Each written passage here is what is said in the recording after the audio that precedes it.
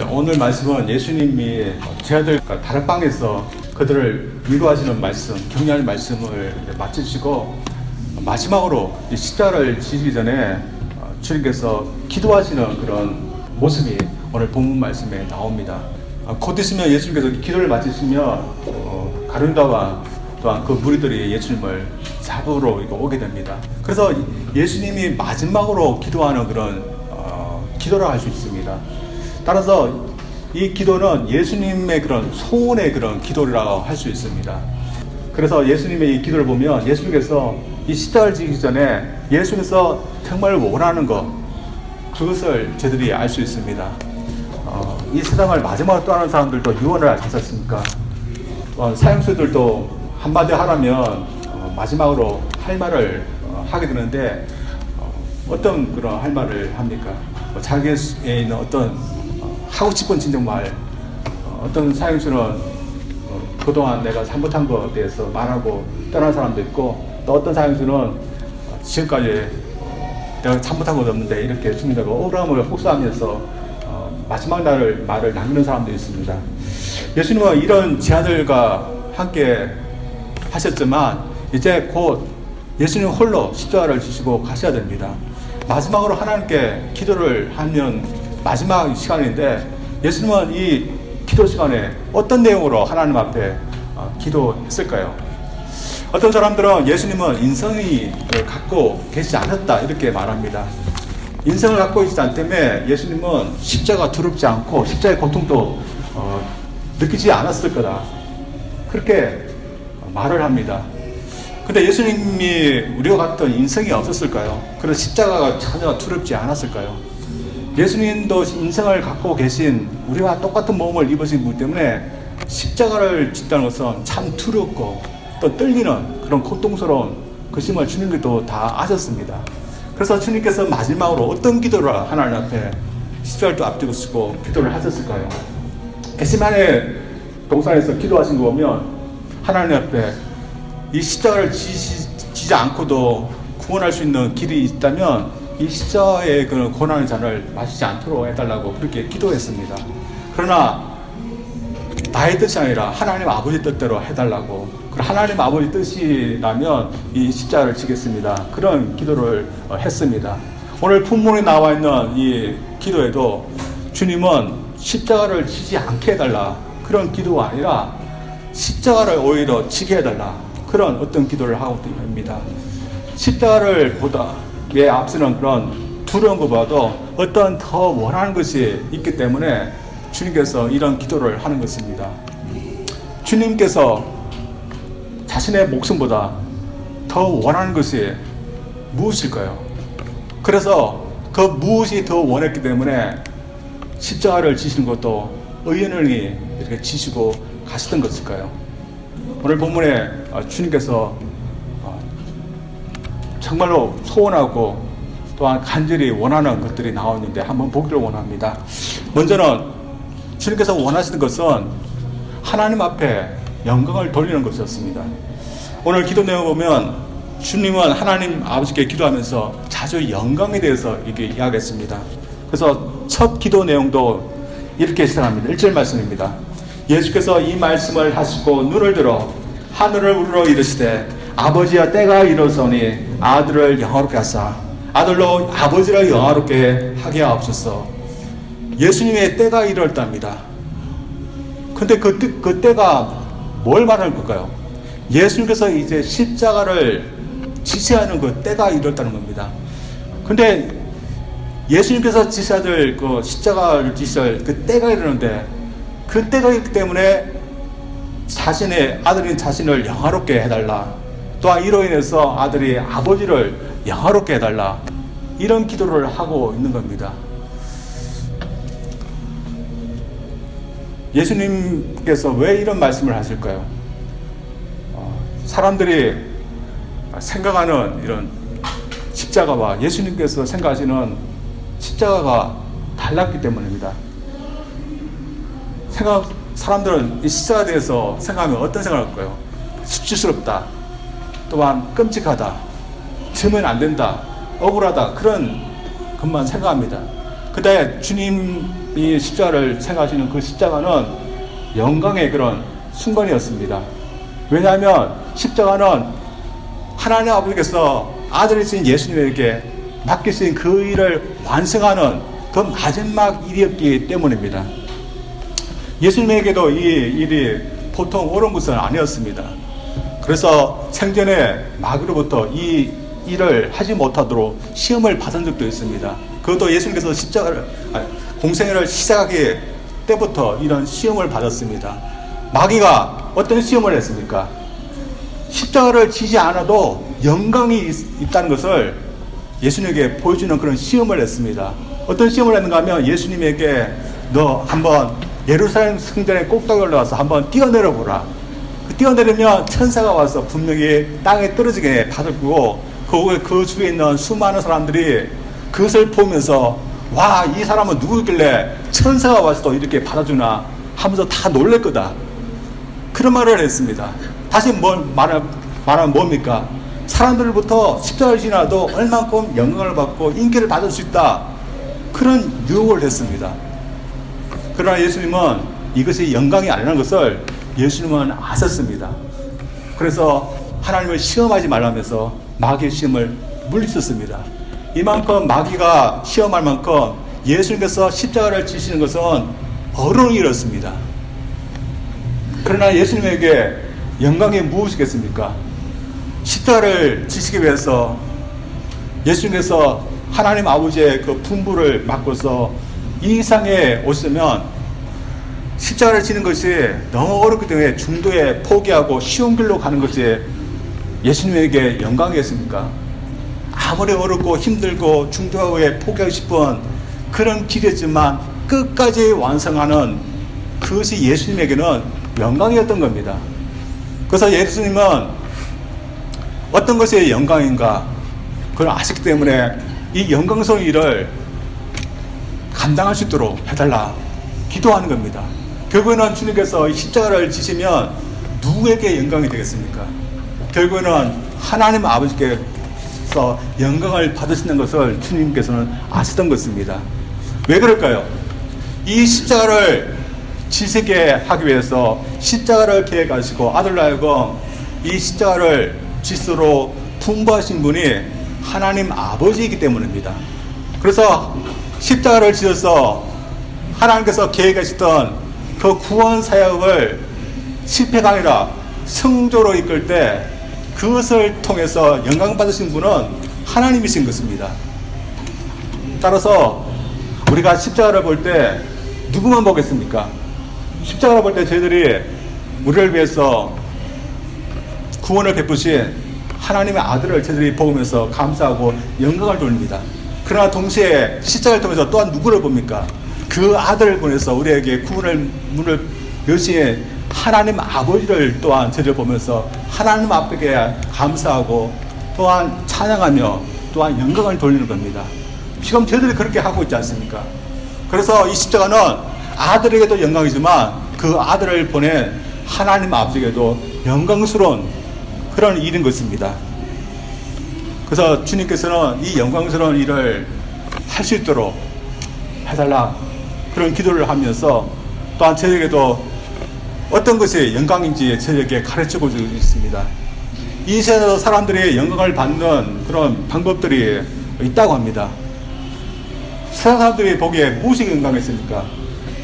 큰 저택을 갖고 또한 거기에서 또한 좋은 차를 구입해서 타고 또한 많은 그런 부를 누리면서 사는 그런 사람들은 그것이 영광이라 그렇게 생각합니다.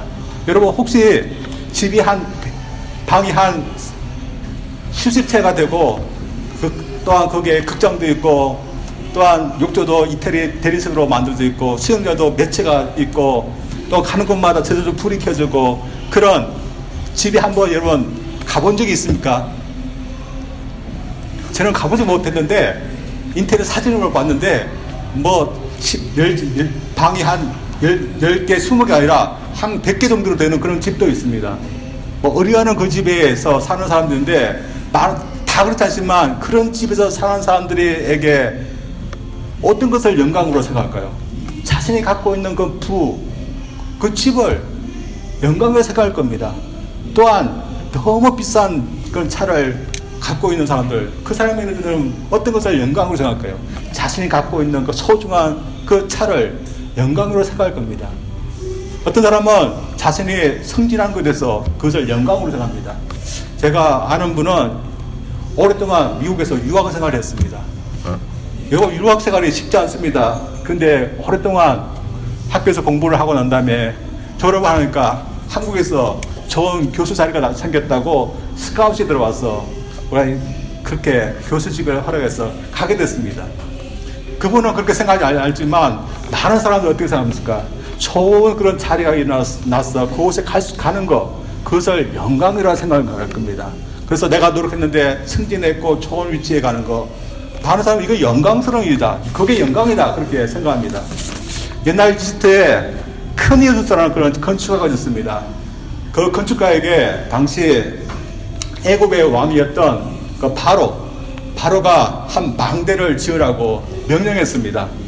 망대가 뭔지 아시죠? 탑 같은 건데 그 올라가서 이제 지금으로부터 보면 산성 같은, 그래서 그 적들을 관찰할 수 있는 그런 숨는 그런 망대입니다. 근데 그 망대를 지어라 해서 이 사람이 건축하기 때문에 많은 인부들 되고 망대를 짓게 됐습니다.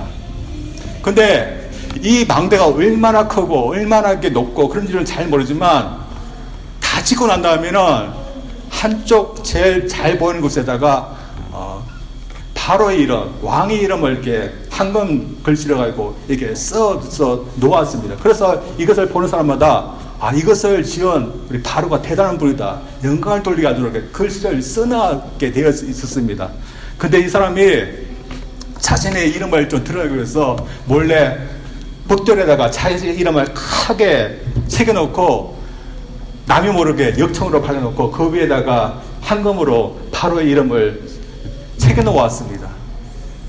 그 사람이 원한 게 뭘 걸까요?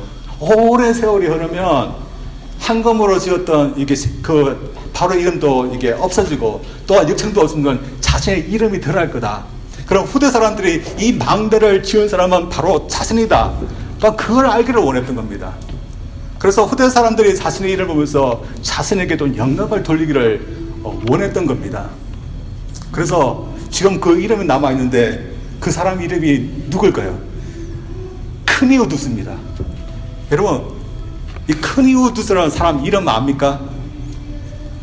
여러분, 저는 예언책을 보면서 이 사람 알았습니다.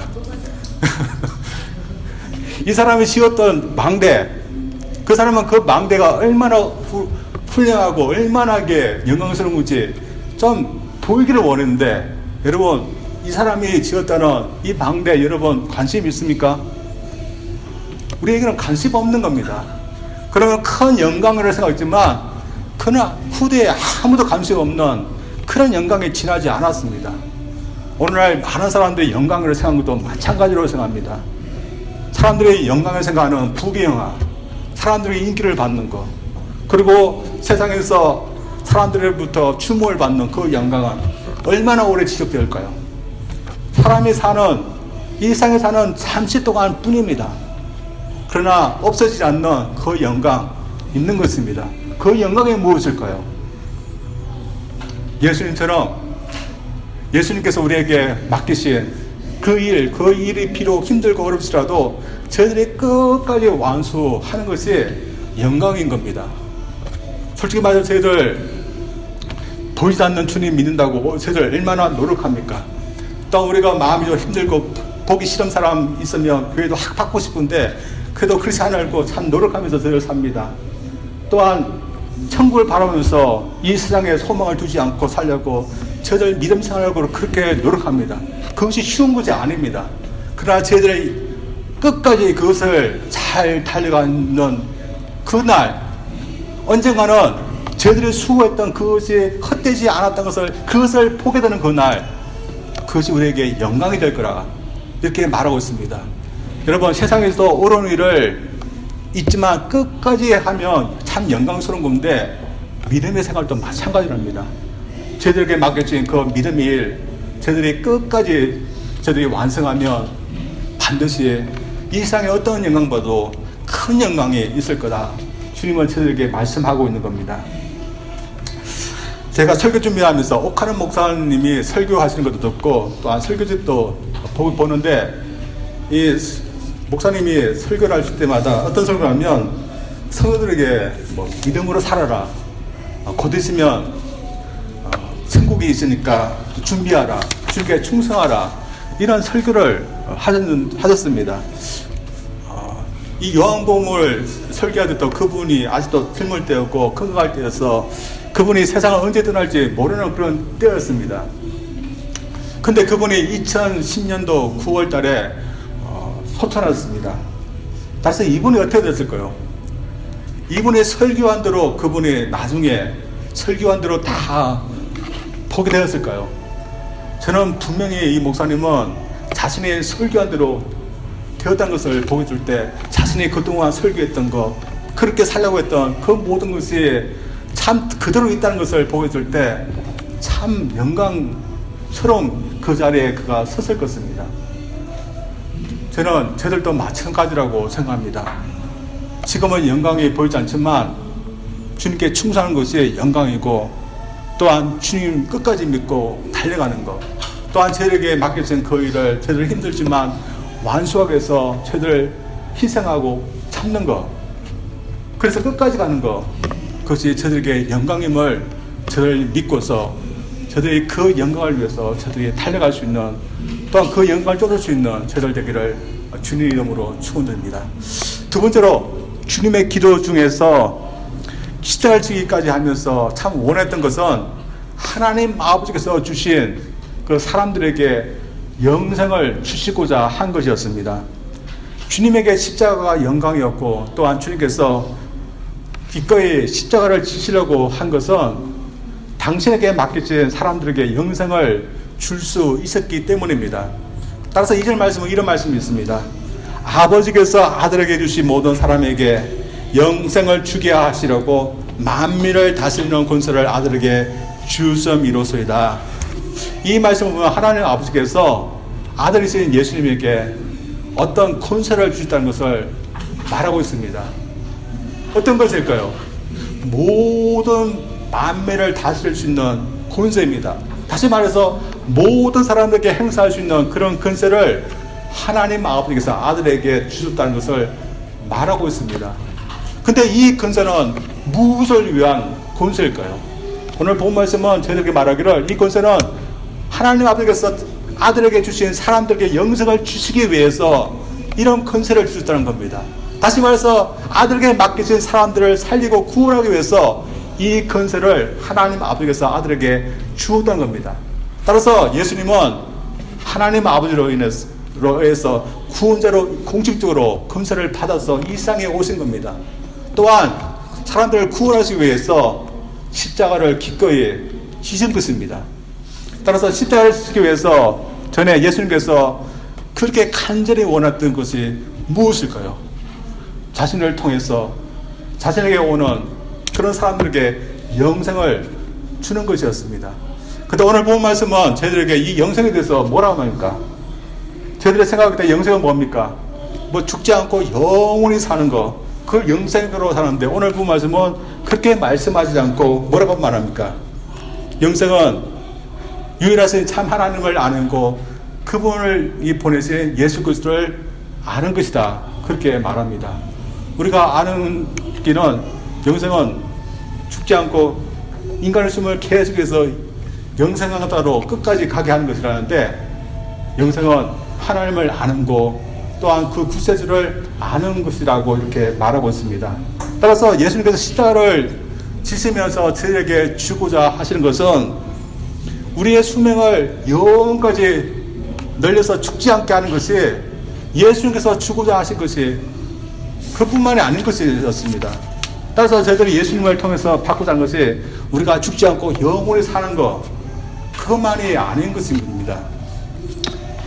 저희들도 알기에 모든 사람은 영원히 다 삽니다. 믿지 않는 사람도 영원히 살고 믿는 저희들도 영원히 삽니다.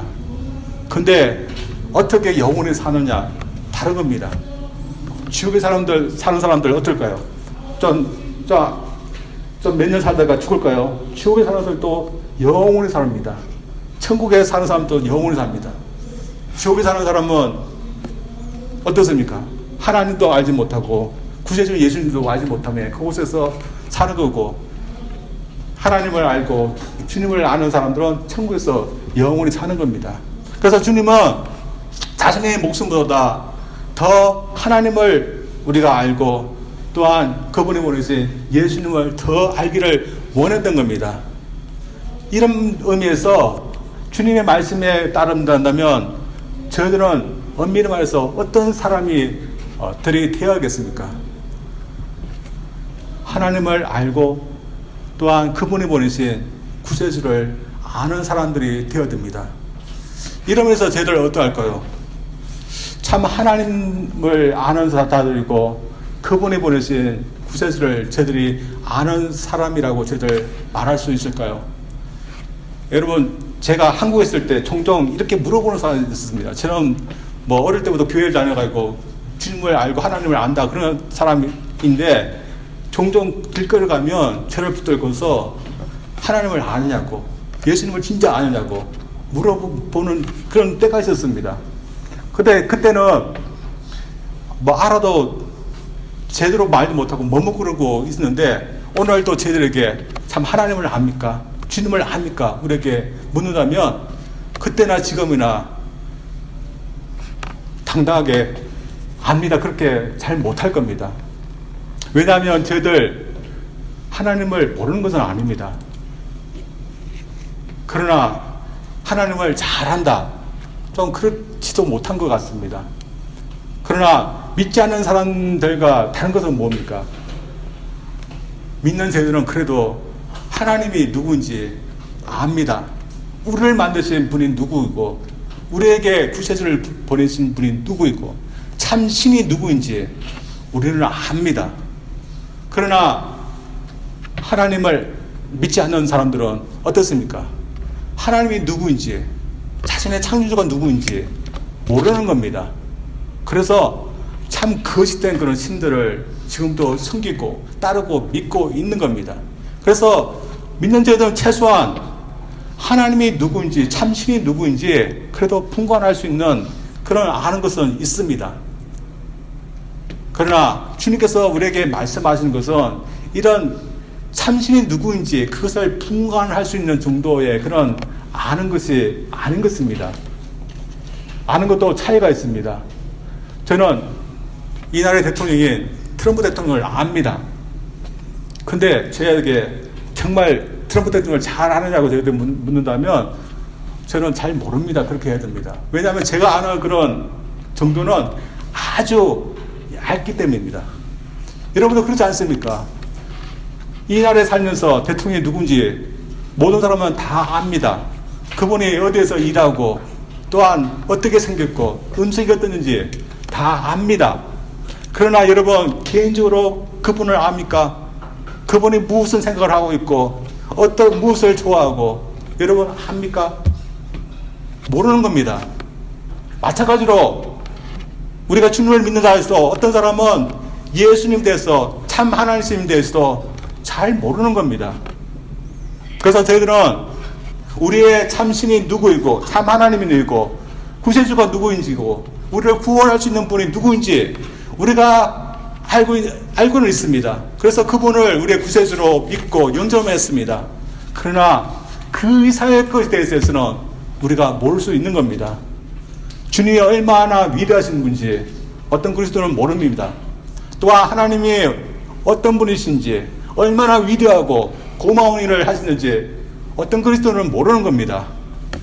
그래서 모르기 때문에 하나님께서 우리에게 은혜를 주시고서 우리가 하나님의 자녀로 산다는 것이 얼마나 감사하고 얼마나 벅차고 감사해야 되는 일인지 어떤 그리스도인들은 모르는 겁니다. 물론 많은 그리스도는 그렇지 않지만 그런 사람 그리스도에 있는 겁니다. 또 어떤 그리스도는 주님을 믿으면서 세상 사람들과 비슷하게 살아갑니다. 어떤 면에서 하나님을 잘 모르기 때문입니다.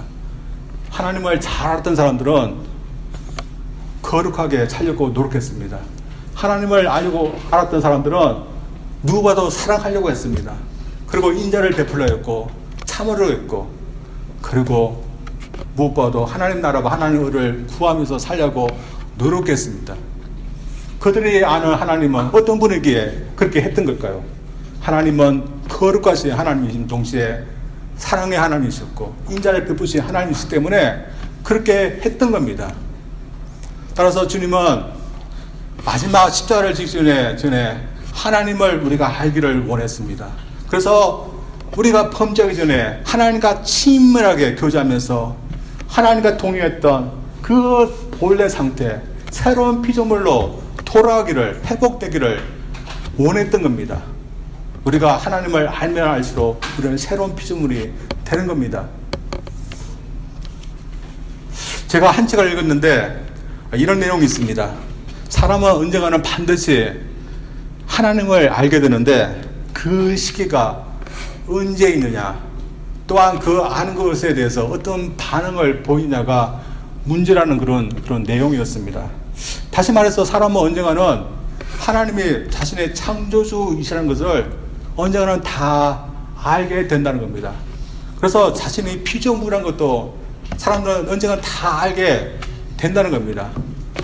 그러나 주님을 믿는 사람, 하나님을 믿는 사람은 생전에 그것을 알아서 그것을 받아들이고 그것에서 살아갑니다. 그러나 주님을 믿지 않는 사람은 생전에는 알지 못하다가 사후에 그때서야 압니다. 사후에 하기 때문에 어떻습니까? 자신을 구원하는 그런 하나님이 아니라 자신을 심판하는 그런 하나님을 알기 때문에 그 앞에서 엎드려서 벌벌 떠는 그런 아는 것입니다.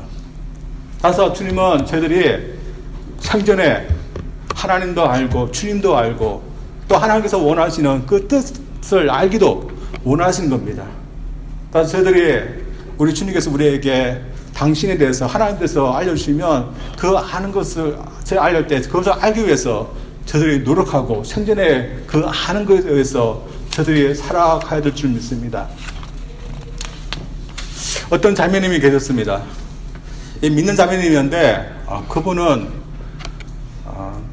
참 아프신 그 시어머니가 있었습니다. 또한 아들도 자폐증이 있는 그런 아들이었습니다. 그래서 이 자매님의 그 삶이 어땠을까요? 참 고통스럽고 고단스러웠습니다. 근데 어느 날 또 마찬가지였습니다. 어느 날 또 이 고단스럽게 사는데 기도를 하게 됐습니다. 근데 기도를 하게 되는데 어떤 마음인가 하면 성령께서 그 마음속에 내가 이렇게 고난받으면서 어렵게 사는 그 이유가 너희 믿음을 더욱더 자라게 하고 너희 인격을 더 성숙하게 하기 위한 내가 만든 프로그램이다. 그런 마음을 주시는 것 같았습니다. 또한 성령께서 그의 마음속에 너가 최고로 사는 가치 있는 그 삶이 무엇이냐 그에게 질문하는 것 같았습니다. 그래서 그 마음속에서 하나님의 영광을 위해서 사는 것이고 하나님을 기쁘시게 하는 것이 최고로 사는 것 삶입니다. 그렇게 대답했답니다. 그래서 성령께서 그 마음속에 그러면 그렇게 살아라 그런 것 같았습니다. 그때부터 이분이 생각을 달리하게 됐습니다. 그전에는 어떻게 살았는지 모르지만 이제부터는 내가 하나님의 영광을 위해서 기쁘게 하는 그 삶을 살아야겠다 그런 생각을 가지면서 살게 되었습니다. 그러자 그의 삶이 많이 변하게 됐습니다.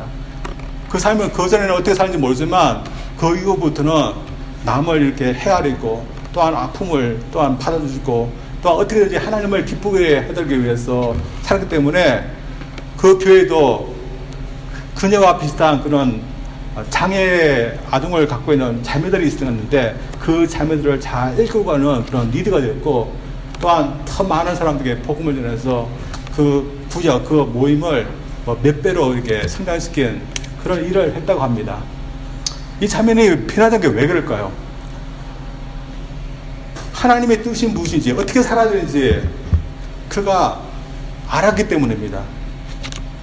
그것을 언제 그녀가 알게 된지 모르지만 그녀는 너무 늦지 않게 알게 된 거 그녀에게는 참 복이라고 생각합니다.